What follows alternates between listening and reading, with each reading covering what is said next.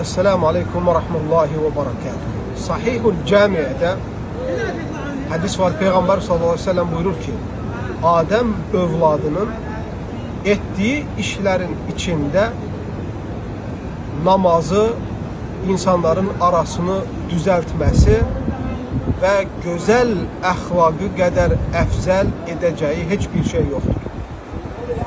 Bu üç şey Peygamber sallallahu aleyhi ve sellem Adem övladının ettiği işlerin içinde en əfzəl şey olduğunu bildirmiştir. Birincisi namaz kılmak. İkincisi insanların arasını düzeltmek. Küsürler olsun, araları değmişler olsun, birbirinden incimişler olsun fark eləməz. Üçüncüsü de güzel ahlak.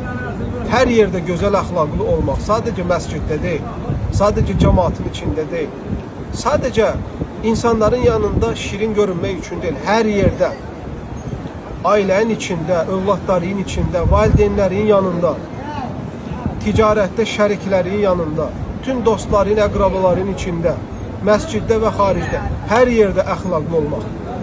En Adem övladının görebileceği əfsələmələrdən bunlardır. Əziz qardaşlar, mübarək günlərdəyik, Ramazan ayındayıq. Bakın belə əfzəl olmamıza vəsilə olan əməlləri etmemiz için büyük bir fürsətdir. Büyük bir fürsətdir. Ramazan ayı nəfs tərbiyəsi üçün gözəl bir mədrəsədir. Gəlin bu Ramazan ayında bu fəzilətli əməlləri icra etməyə, özümüzü bu əməllərə alıştırmağa, bu əməlləri icra etməyə yardım eləyək, kömək eləyək. Nəfsimizi hesaba çəkək, hətta Peyğəmbər sallallahu əleyhi və səlləmin dediyi ən əfzəl əməllərin sahiblərindən olaq. Allah Teala cümləmizi namazına riayət edən, davamlı şekilde insanların arasını düzəldənlərdən və gözəl əxlaqlı olanlardan eyləsin. Esselamu Aleyküm ve Rahmetullah.